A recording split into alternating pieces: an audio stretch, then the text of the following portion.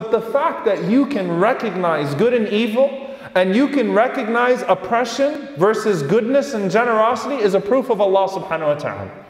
The fact that that makes you uncomfortable, if you're a decent human being, seeing dying children makes you uncomfortable, and you can recognize what is good and what is bad, that's a proof of Allah subhanahu wa ta'ala in and of itself.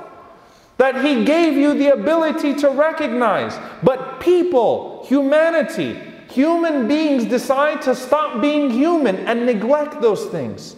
SubhanAllah, can you imagine what goes through the mind of a person when they kill somebody? Can you imagine these people walking through the streets of Halab, mercilessly brutalizing these women and children? What's going through your mind? Where's your heart? We can't even reason with that. Do you think they were born like that? Do you think Allah created them to kill women and children? Do you think that they didn't know growing up that it's wrong to kill women and children? And a part of them, somewhere in there, is probably telling them, while they're deliberately ignoring the good qualities that Allah put inside of them, somewhere in there, there's a voice that's telling them, this is wrong. You don't think that's there? It is there. But the fact of the matter is that when we become so powerful, when we find ourselves in positions of authority, often we are not godlike anymore. We are not what Allah subhanahu wa ta'ala created us to be. We lose our own sense of purpose. And all of those questions about evil and hardship and pain, and why does this happen, and why does that happen, the vast majority of it can directly be traced back to what humanity does wrong. Moral evil, our own selfishness, our own intoxication with power, our own deliberate ignoring of the world's problems around us, our own gluttony and luxury and enjoying the things that we've been given by Allah subhanahu wa ta'ala. Let's face it, poverty doesn't bother you that much until you're in poverty, until you start to feel the pinch. Hunger doesn't bother you that much until other people, or until you feel some hunger. Oppression doesn't bother you that much as long as it's in another land. You know, subhanAllah, we think about the privilege that we've had as American Muslims this entire time. Or we thought everything would be smooth.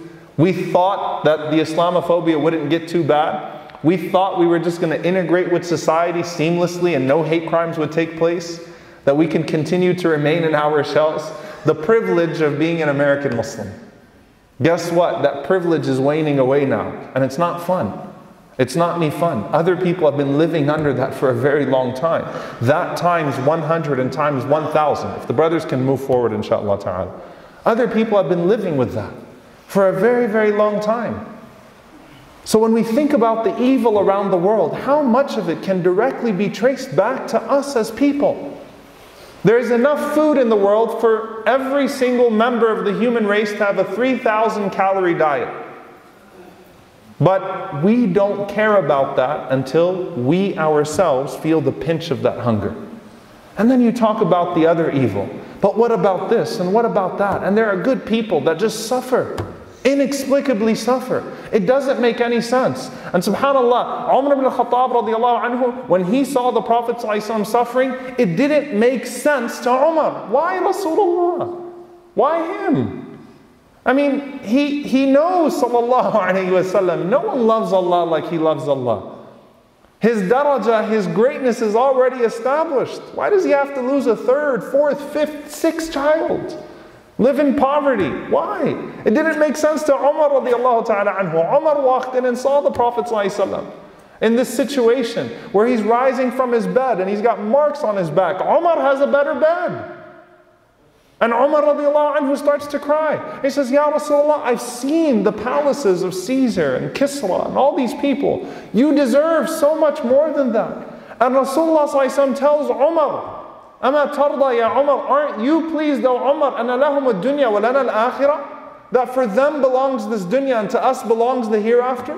The Prophet sallallahu alayhi wa sallam is telling Umar, I'm okay with this. I'm okay with this.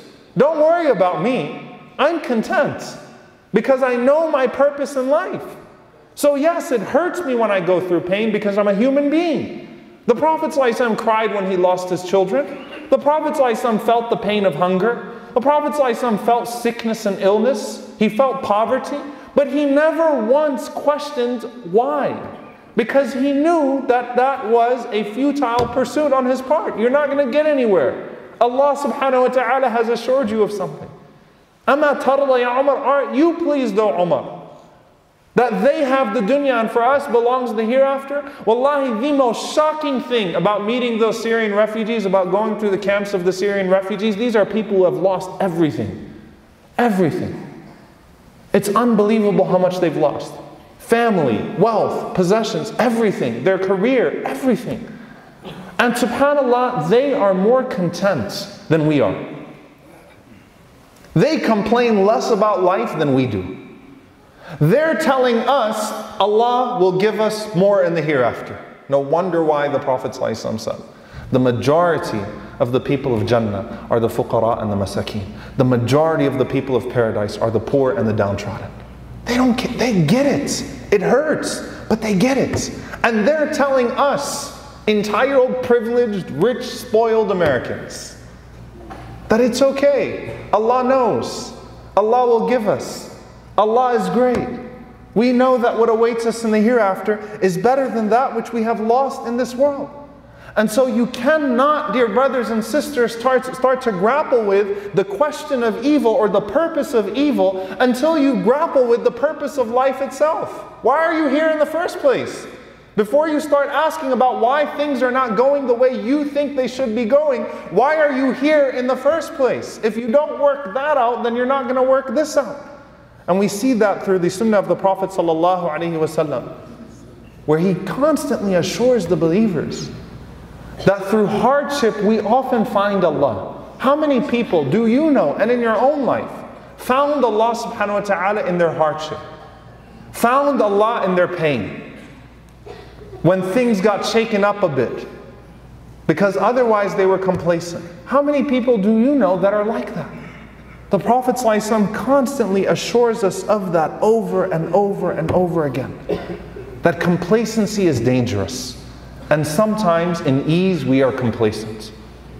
But dear brothers and sisters, here's the problem. You look around and you see the suffering and you say, fine, I can understand this, but I can't understand that one. I get this one. I can reason through this one. I can't reason through that one. Like I can get why maybe he went through that hardship. I don't understand why he went through that hardship. Or I can get why he went through that hardship, but why the extent of that hardship? Could have figured it out. Why do they have to keep on going through this? What's the point of these children suffering?